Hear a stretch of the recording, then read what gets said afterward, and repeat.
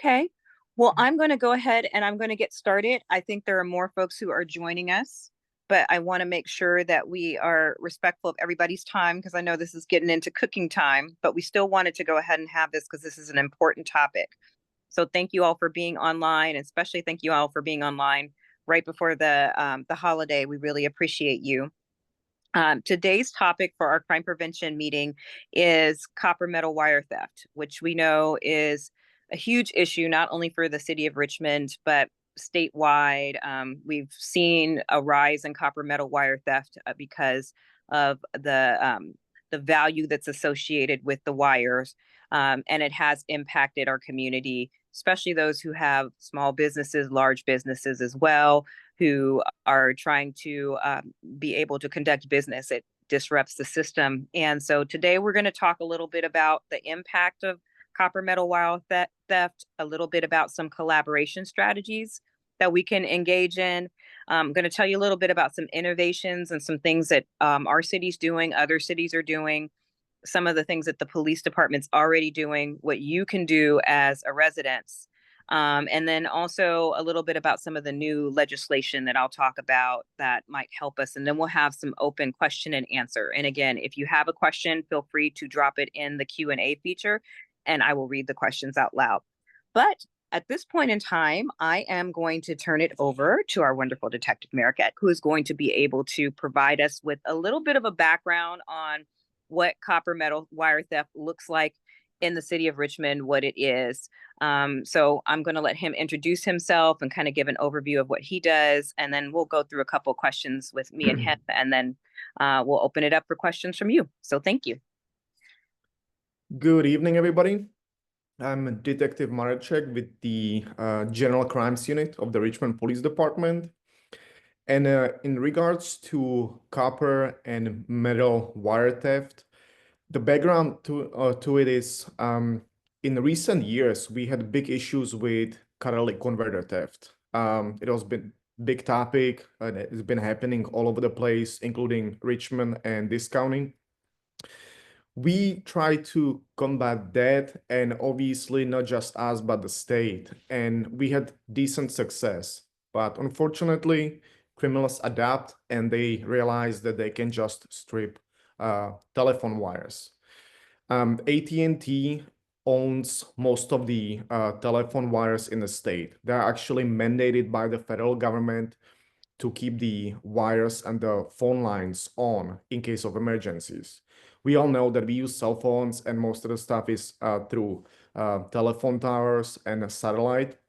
But because of the emergencies and all the technology kind of failures, AT&T is required to still keep and maintain all the phone lines.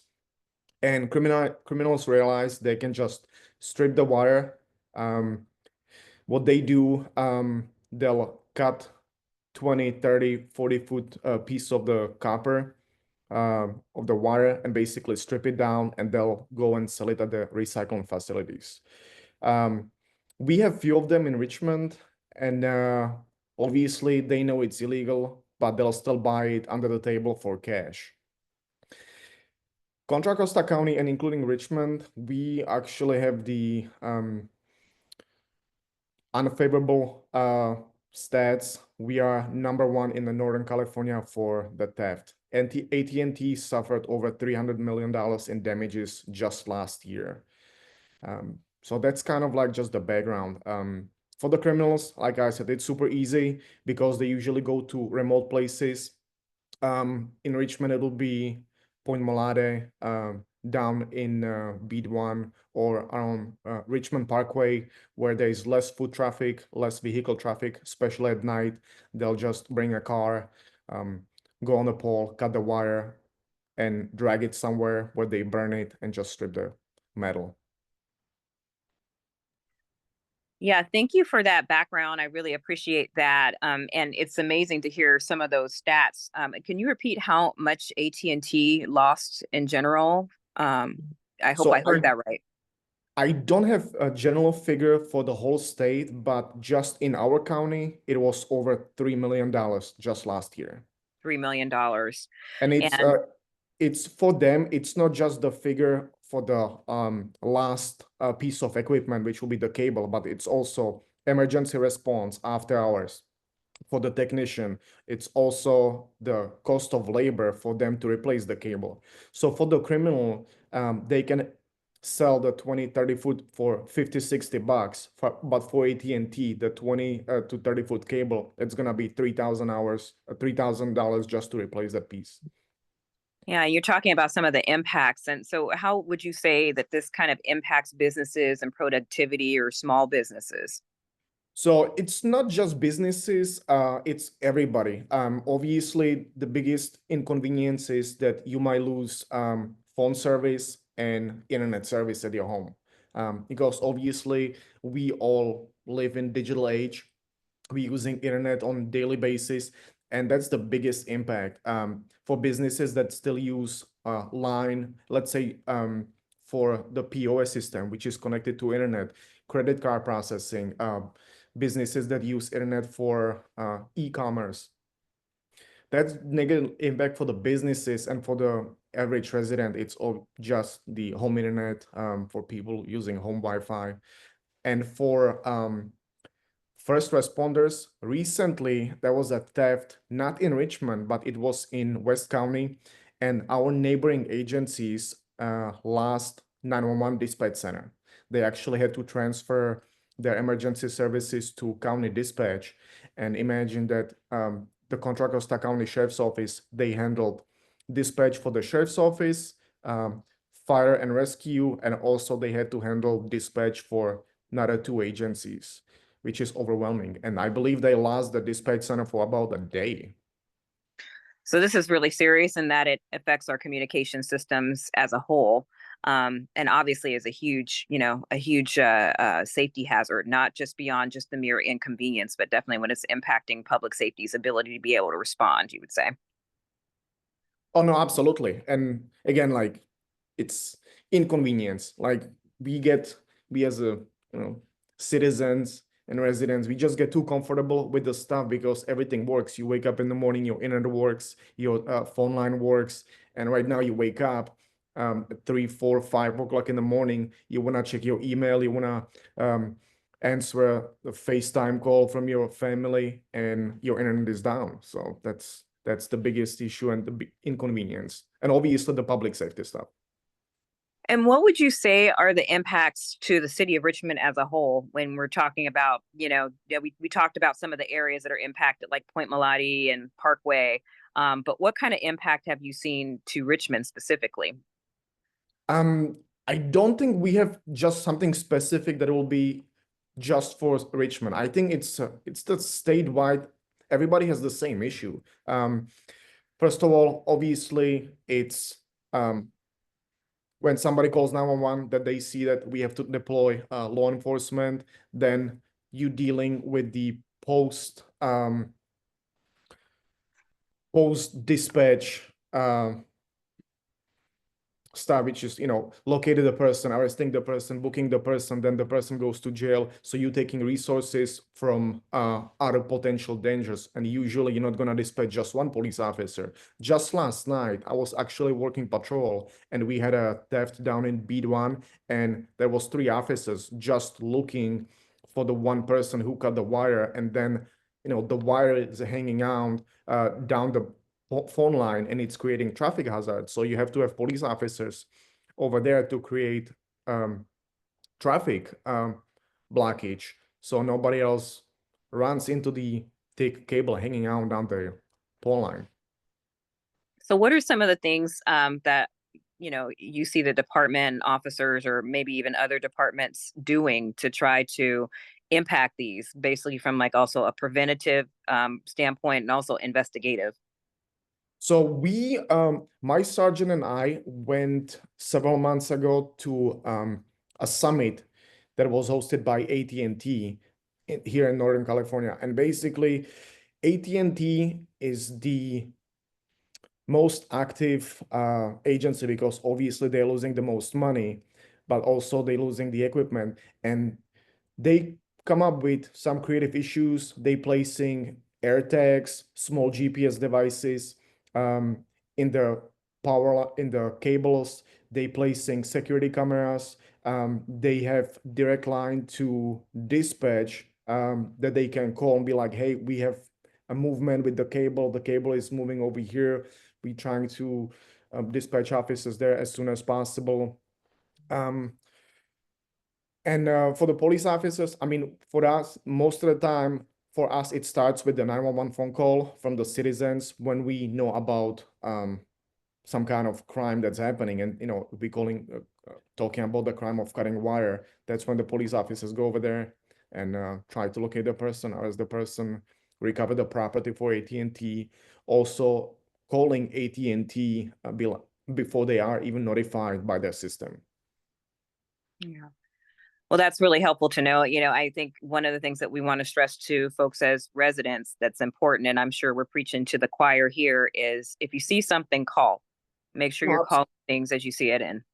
absolutely, because I'm gonna say that 99% of our arrests and prosecution against criminals who cutting the wire comes from the citizens. They are the eye on the street. They are the citizens who basically see somebody doing something illegal. They'll call us, and that's beneficial, super beneficial, and it helps us a lot. Yeah, and just to talk about a couple of the strategies that we know other jurisdictions are taking in a look into and statewide, I'll talk a little bit about some of the state legislation. Some cities are looking at increased penalties for copper metal wire theft, especially since it's affecting things like 911 dispatch. Mandatory reporting laws are another thing that has been, kind of bevied around, requirements for the scrap metal yards and dealers to report specific transactions. What do you see as the role of the scrap metal yards in helping to prevent this? If somebody's coming in with a light pole and a bunch of copper metal wire, isn't that something that is reported? Well, they should be reporting that stuff, but unfortunately, it's not happening as we would hope. Because again, for them, it's business. For them, it's business under the table. And I know that AT&T, the sheriff's office, and some other agencies are actually working control buys. They try to catch those recycling facilities in the illegal act so they can penalize them or shut them down. I don't want to talk too much about the stuff that's happening in Richmond because the investigation and this control buys are still active. We work with AT&T on that too. But the sheriff's office is, I would say, the leading agency on that in our county, and it's because of staffing. Unfortunately, this would go under our investigation division, the control buys and long-term investigation of those facilities. But as of now, we don't have the staffing. Yeah, staffing does impact all of our ability to be able to respond to some of these things, unfortunately. And I know we're trying to rebuild staffing, and it's still something that takes time to be able to do. Wanted to share with you a couple of I just new. want to Oh, go say, ahead. because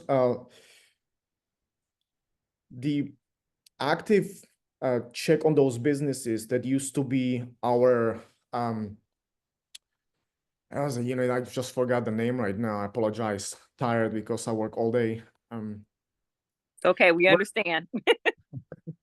um, that was the unit that was basically in charge of the business licenses, pawn shops, smoke shops, and all that stuff. And unfortunately, Regulatory. Mhm. regulatory, yes, thank you. Regulatory. We used to have 2 officers and 1 sergeant in regulatory, and they will be doing proactive checks on all those businesses, which would include recycling facilities. Unfortunately, because of staffing, that unit was eliminated, I believe, 3 or 4 years ago. And right now, most of the work comes under the umbrella of general crimes. We trying as much as we can, but unfortunately, again, we have 4 detectives and 1 sergeant, and we handle a lot. And we just don't have enough time to do even the recycling facilities. How many cases would you say that you get, maybe about copper metal wire theft, if you could guesstimate? The reported ones, I'm gonna speak just for myself because I don't know how many other detectives get, but I get about 3 a week. Okay. That's quite a bit. That's a lot. I mean, lately we've been successful. Police officers, especially on the graveyard hours, they arrested several people, and the cases were referred to district attorney, and charges were actually filed. I have one open case right now from last week. And again, I'm working actively with the lead investigator from AT&T on that. Just need small report from them with the damages and the estimate damages, and then the case is going to be referred to the DA. And based on a past experience, most likely that case is going to be filed. So you're doing all that and you're working patrol too. Yes. Yeah, very busy, and we appreciate it. I'm going to talk a little bit about some of the new legislation or relatively new legislation. So I used to work as a legislative aide for the state. And so there have been some new bills that have come into fruition. So in 2022, there was California Assembly Bill 2020, and that was really aimed at regulating the scrap metal dealers by requiring that they keep comprehensive records to identify the sellers to reduce anonymity in those transactions. And I'm sure that's important, right, in the investigative process, even though I'm sure they could give false information, but being able to make sure that the dealers are actually keeping those records. There was also California Senate Bill 1037, and that legislation prohibits the sale of certain stolen metals unless the seller can provide valid proof of ownership. But again, these bills also require oversight, correct? Someone has to be going in and checking to see whether people are doing this. Yes, that's correct. Oversight. And again, like politicians are always a little late. Obviously, that you would think that this is a common sense, something that was on the books in the past, but unfortunately, they have to adapt. And we know how long it takes to pass simple bill. So it had to take 2-3 years of copper wire theft for them to create new laws that will be in effect starting January. But again, like you said, we need the oversight, which basically means we're gonna need help from the state, from the California Department of Justice, that's gonna help us to enforce those laws. And then it's gonna be up to the district attorney, local district attorney. Are they actually gonna file it? Is the fine for the business gonna be big enough for them to realize, okay, it's not worth it for me to buy a couple $100 worth of copper wire theft because I'm gonna pay thousands of dollars in fine? Or is it gonna be something small that they'll basically eat and be like, okay, whatever, we pay the fine, we are back in the business? Yeah, I think that's really important. I mean, laws are all great, and it's wonderful to have these laws finally on the books, but you do have to be able to have the resources to enforce. And I think that's some of the disconnect that sometimes happens, when these laws get translated down into local communities. And Um, again, after attending the summit presented by AT&T, AT&T offers financial reward to citizens that are able to stop copper wire theft, but they are also proactively willing to fund some of the proactive actions and pay for the overtime for the officers, pay for the supplies that we might need, because they want to stop that. They are the ones who are losing the most money on it. So they are willing to upfront the cost. For us, mainly it's the staffing. Again, we're going back to the same thing, staffing, and that oversight takes time. Thank you. I think that's really helpful. So I think at this point in time, we want to open it up for questions. So just, as a brief recap, if you have a question, you can be able to express it one of two ways. You can either drop it into the Q&A feature, and I see there's some in there already that I'll read. And I'll go back and forth between the Q&A, and for those who choose to raise their hand, if you want to, go that route, we'll take questions that way too. So I'm going to go to the Q&A. And I think it's more of a statement than a question, but maybe you can verify this. Report any missing wire colors on light poles. Is that important for residents to do? Yes, absolutely. If you see a missing wire or wires that are just hanging down, call dispatch, call the non-emergency line, or just Google AT&T phone number. I believe it's going to be one of those 1-800 numbers somewhere on the website, and you can call and they're going to respond. They have agents which will be the field workers in every city, in every community. And those guys, even during night hours, graveyard hours, they are willing to respond, and they actually have to respond. As I said, they're mandated by federal government, so they have to respond within certain amount of hours after receiving the call, and they have to repair that. That's great information to know, that people have to know that it's mandated. So if you see something, please call it in.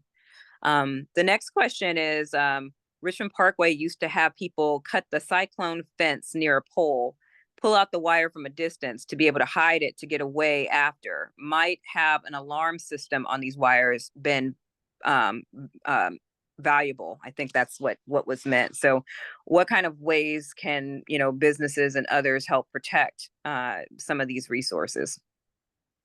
Um, I would say the standard protection, any high digital security cameras, alarm, motion detectors. You can purchase motion lights, anything that will prevent those criminals from accessing the property, something that they'll be seen easily from public roadways. Unfortunately, like I said, the criminals, they adapt, so they go to places that are remote. And if we're talking about Richmond Parkway, again, like 2, 3 o'clock in the morning, the traffic over there is much, much less than during the day. And what they do, they'll cut the wire, but they'll drag it somewhere into a bushes, into a little hole somewhere, and then they'll burn it. So they are not staying on the public roadway. They're not staying in the field. They'll drag it somewhere out where they're out of the view. Is technology like cameras? I mean, we talked about GPS and other kind of smart technology, but do those is that kind of technology helpful to you all in your investigations? Would increased camera systems and monitoring be able to help with this crime, or is it that they're really too quick for that? Um, That's not an easy question to answer. Everything helps. Everything helps because even if crime happens today, and let's say we get notified day later or several hours later, usually we are able to establish a little pattern, especially if it's happening in a certain location more often than other locations. We can deploy officers there a little bit more, right? For preventive patrol, for visibility, but also we can possibly ID the suspect from the video. And it's not just from their face, but it's also the clothing. Most of the suspects who cutting the wire are the same people. It's the same people all the time. It's not like it'll be random. Somebody from the community is gonna decide, oh, I need some extra money, I'm gonna go and cut the wire. No, those are actually organized crimes.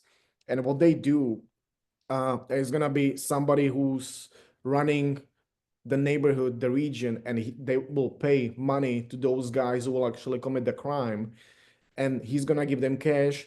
This guy who's running the neighborhood, who's running the county, or it doesn't have to be one county, it could be a region. He's gonna pay them cash, and he's gonna collect all that stuff, and then it will drive to a different counties to sell that stuff. So it's actually organized much more than we think. It's not just like simple theft of wire.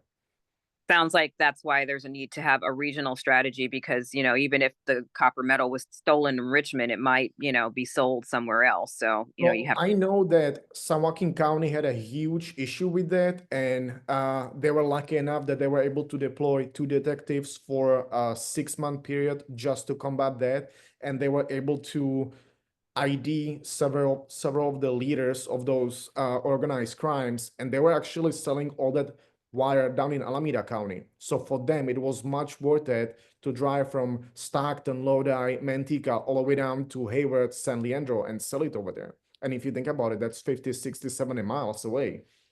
And those people, they don't even live in that city. They live San Jose. So they'll drive down to Stockton, Manteca, collect that stuff to Hayward to sell it and go back home to San Jose.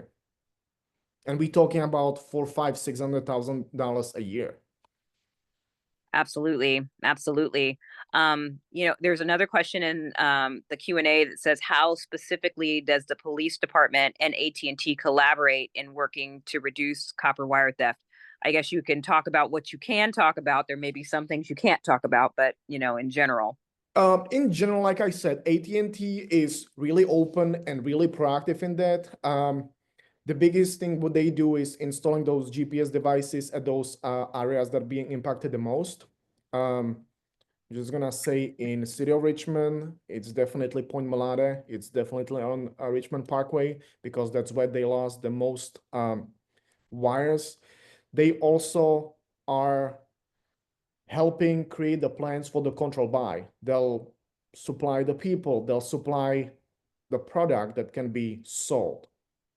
And like I said, the funding. It's a big corporation, they have the funding and they are willing to help financially to combat that. And also they are proactive. Like I do have the Northern California regional asset protection person's cell phone number, and he's accessible to me 24 hours a day. I can call him right now and he's gonna answer if he can, and will help me solve the crime. Well, not solve the crime, like help me to get as much info as possible from the computer that he has in front of him. So it sounds like they're willing, obviously, to be good partners and have a vested interest in working with us, Oh, which is absolutely. a good thing. Great question. Great question. Another question. I felt copper wire theft was huge years ago, and then I thought it died down. So I was surprised to hear that the last Comcast outage was due to copper wire theft. Is it individuals or whole criminal enterprises that are responsible? I think we talked a little bit about that this is It's not a really whole, just.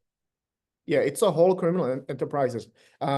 Obviously, the act of the crime, like going over there and cutting the wire, those are the street level criminals, people who, like I said, want 50, $60 for the crime, and then they'll go and sell it to somebody else who actually is gonna resell it for more profit. Yeah, and I think that's what people need to understand, that it's not just usually, the neighborhood person who's doing this. This is really, very organized. Yeah, the Um, same people that we arrest here in Richmond have cases from Orinda, have cases from Danville, San Ramon. Like they'll travel through the night. They'll start in one city, go and cut wire, burn it, strip it. Then they'll go to another city. And for them, it's just cruising down the road and they see, oh, look, this place, we see wire, but there is no traffic. It's dark corner. We'll just go and cut it quickly, burn it, put it on the bed of the pickup truck and go. Thank you. Thank you. More questions, and feel free to put your questions in the Q&A or raise your hand. Got another one. I'm in the Carriage Hills Castro Ranch Road area of Richmond, and copper metal wire theft started around August of 2023 and haven't stopped. My landline has been out of service intermittently, and this last episode happened in July of 2024 and still hasn't been restored. Has anyone been apprehended? What about that Castro Ranch Road, Carriage Hills area? Do you know if there's been any movement on anyone over there, or what you Well, can talk about? I personally had two cases of two individuals, separate incidents that were arrested for a theft. One of them was just blazing during the day, 11 o'clock in the morning, or 11 o'clock in the morning, was cutting wire and stripping that stuff. I know that individual has been arrested and prosecuted. Not sure about the second one, what was the outcome? But yeah, that's another area in Richmond because the long stretch between Carriage Hill and down to San Pablo Avenue, it's dark. It's a long roadway at night, less traffic, so it's easy. Yeah, and those are those some things that we can, as we don't have public works specifically on this call, but I know we do work with public works as we're starting to think about, things that we can do as a city, septet things, crime prevention through environmental design, making it more difficult to be inconspicuous when this kind of crime occurs. Are those things that you would recommend as well that the city take into consideration?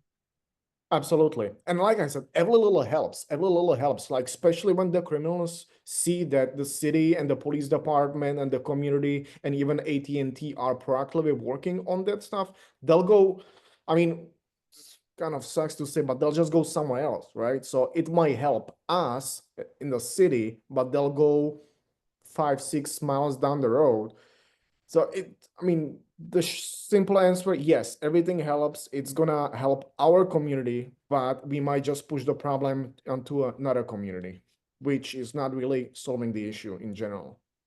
There was another good question in the Q&A about flock cameras. So, I know that the city of Richmond has invested in the flock camera program, and we have again increased the number of flock cameras that we have throughout the city, replacing some of our old CCTV cameras.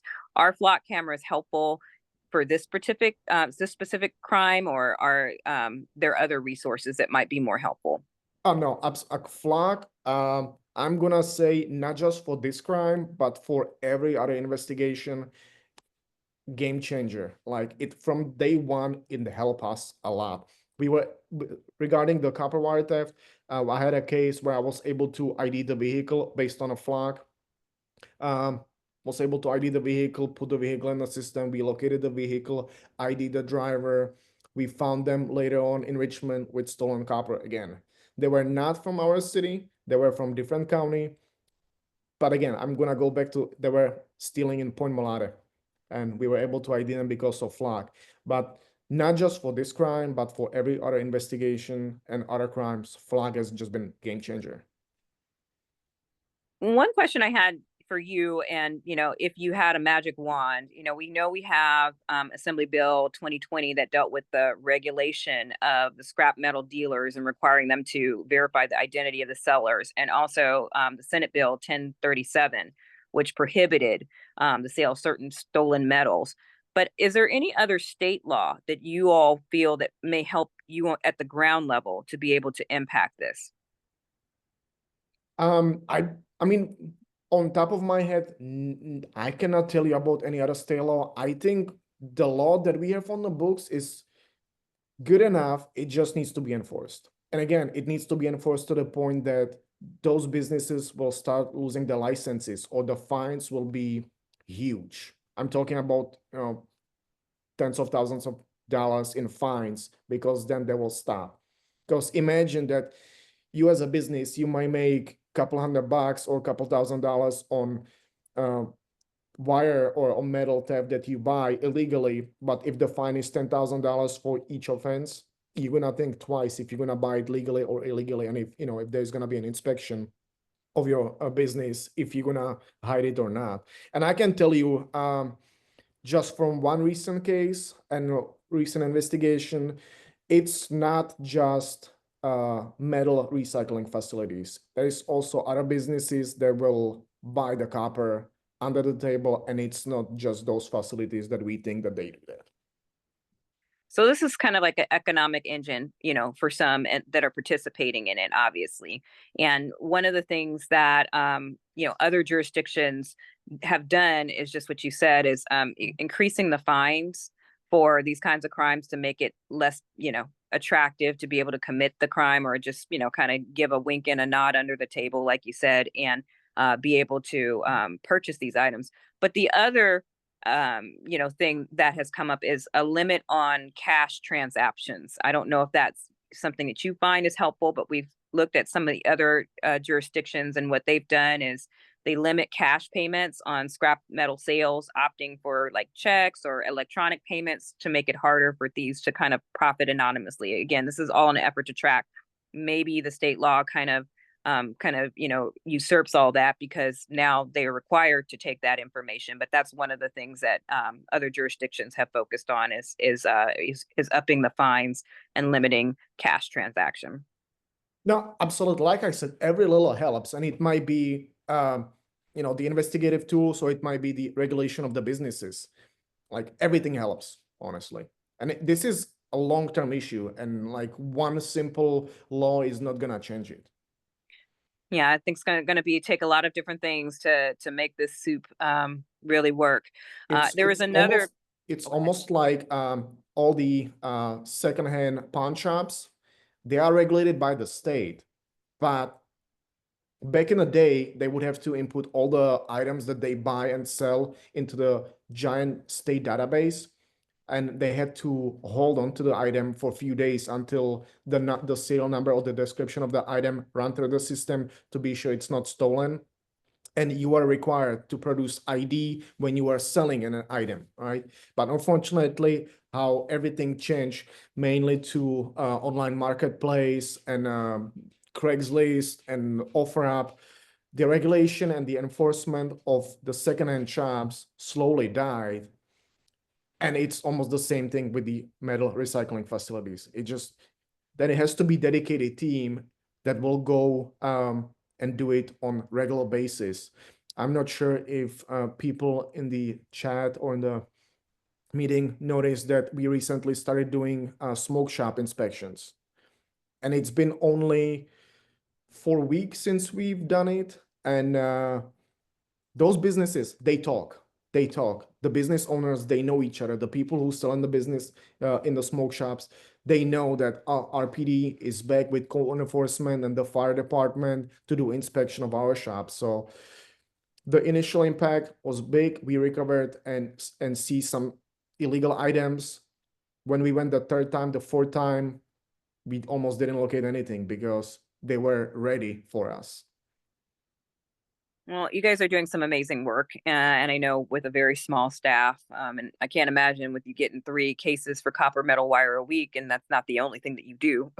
Having the resources to be able to follow up on all those cases and do those inspections. But I know that that's something that's very appreciated.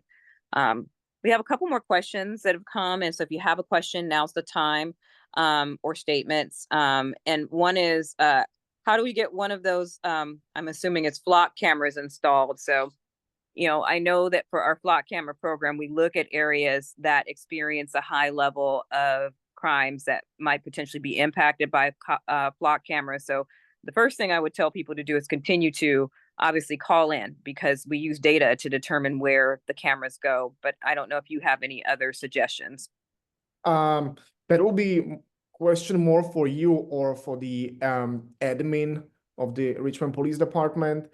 Crime data, statistics, where the crime occurs, major intersections, major thoroughfares, those are usually the locations where the city decided to install those cameras. I am not sure if we have proposal and if there's any proposal in the budget to install more and add more. I'm pretty sure that the city is open to it.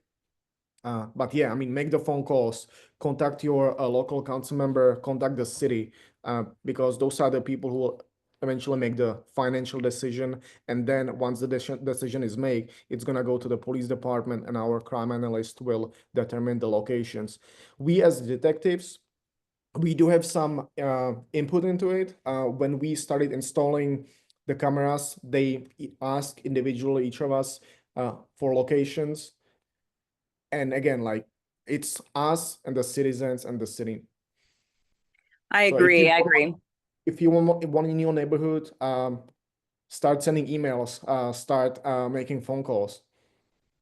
Yeah, I think as we kind of expand the program, being able to expand it would help us to be able to move into using it for other things like copper metal wire theft, and some of those identified crimes that the flock camera can be helpful for. So definitely, as we expand the program, we can have more coverage areas. So I think those things are very important.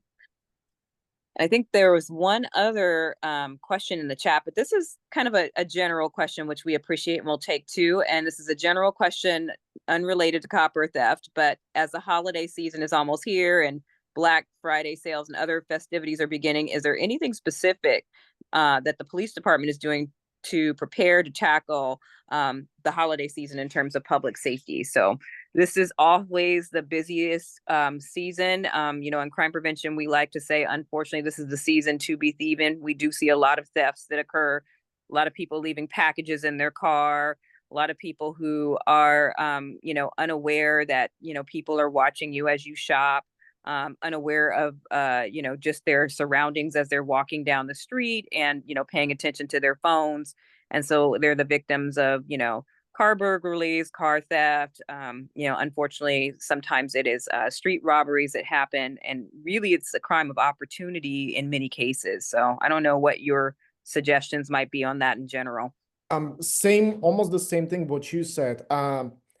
Be vigilant. Recently, not just in Richmond, but in the whole Bay Area, we had a spike of armed robberies. Citizen victim usually goes to ATM or goes to bank and is being watched by criminals who are sitting in front of the bank in a vehicle. They're seen withdrawing money from ATM, and then the criminals will follow them home or follow them to a place where they can assault them and rob them. So be vigilant. Again, I personally don't carry almost any cash with me. If you can do on financial transaction through credit card, through cell phone, through smartwatch, do that.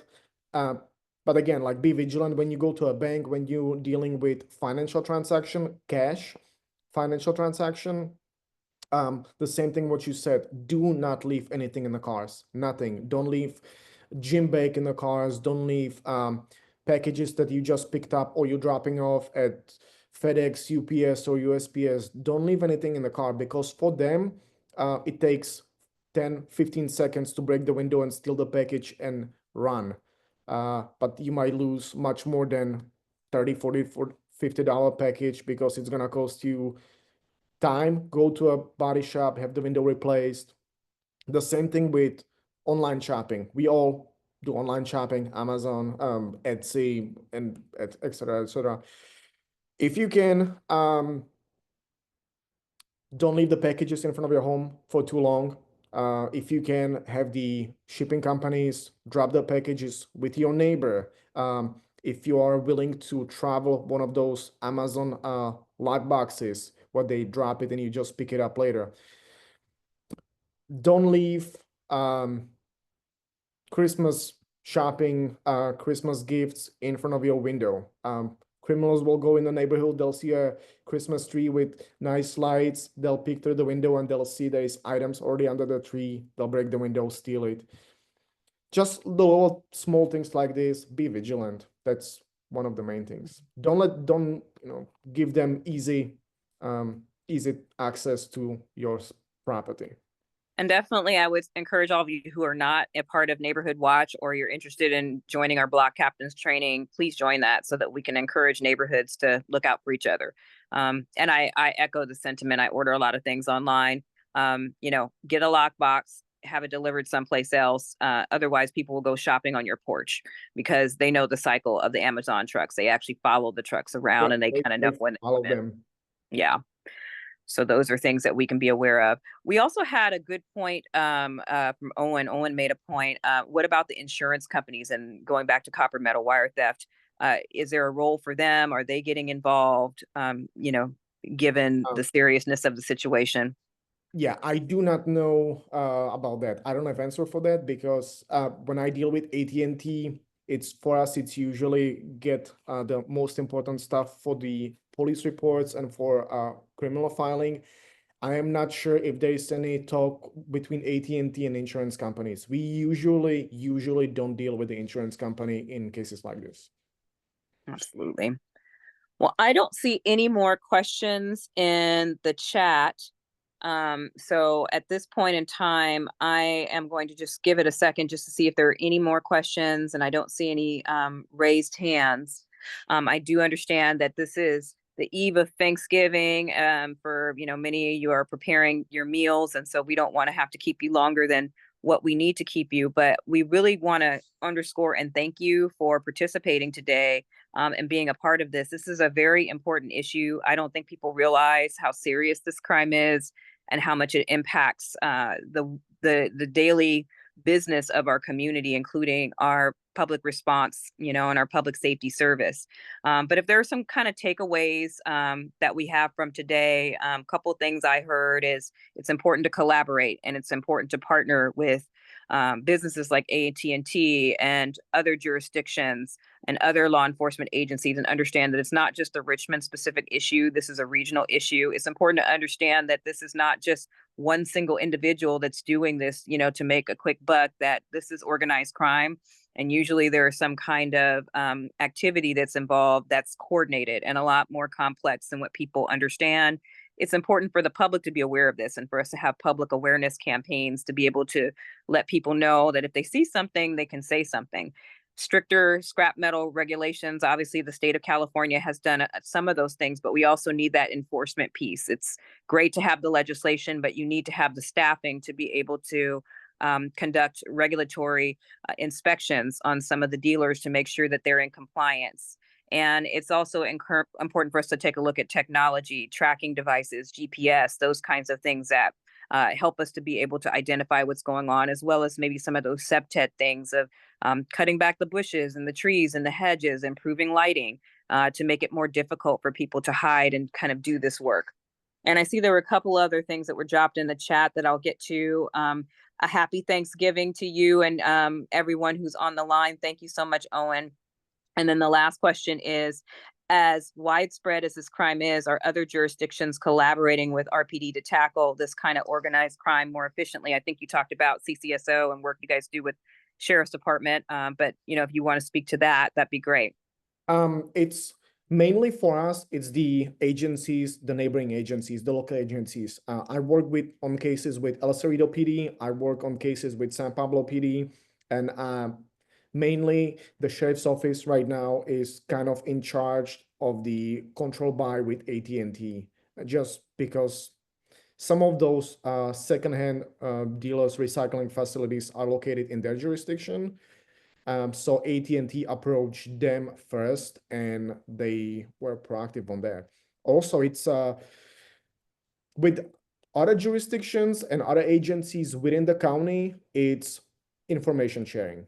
Like we send regular emails on, hey, this vehicle was involved in crime in our city. You guys will go and check your flag. Maybe you had incident on the same day or like the day before with the same vehicle.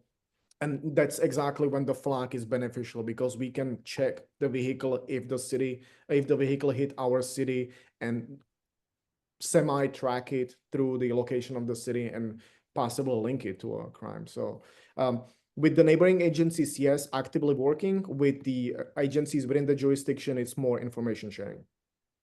Yeah, I really appreciate that. And I think that, that's one of the best practices that's been highlighted is to work together with other agencies, understanding it's regional so that all those resources can be used together to be able to impact this, because it's going to take more than just us to make a difference. So it's good to know that there's some partnerships developing, and maybe there are other partnerships that will develop in the future. And I think the takeaway for residents is, if you see something, say something, report it. It's required to be responded to by federal law. So please make sure you're reporting these things when you see it, because, as the detective mentioned, it is oftentimes you all as residents that see these things and lead to arrests and information, and his unit being able to have the information that they need to resolve the cases and get convictions and, be able to send cases to the DA's office for filing. So we definitely need people to call in. It's great to see all the chatter that happens like online and social media about how important this is, but the most important thing is to collaborate and call it in and make sure that we're advocating for the resources that are needed to be able to really take what the state has given us and enforce it in terms of the dealers and being able to identify who these folks are who are bringing this metal in. So I just want to thank you, Detective, for doing this, especially on Thanksgiving Eve. I want to thank everybody who's online. I hope that you all have a wonderful and safe holiday. And just for you to know, we always do this with our crime prevention meetings. We will have a copy of this that is shared with KCRT and will be uploaded to the city's YouTube link so that people can share it, watch it. It'll be edited a little bit, but we'll be able to share this information for those who weren't able to make it tonight. So you can share it with your neighborhood groups, your neighborhood councils, your neighborhood watches. And we just appreciate what you do. And so I echo the sentiments that I'm seeing in the chat of thank you. It's good to know that we can report these, and it's good to know that you're doing the work that you're doing. And so we appreciate it. And I appreciate everybody for being a part of it tonight. Thank you, and have a wonderful night. Have a good evening, everybody. Have a great holiday.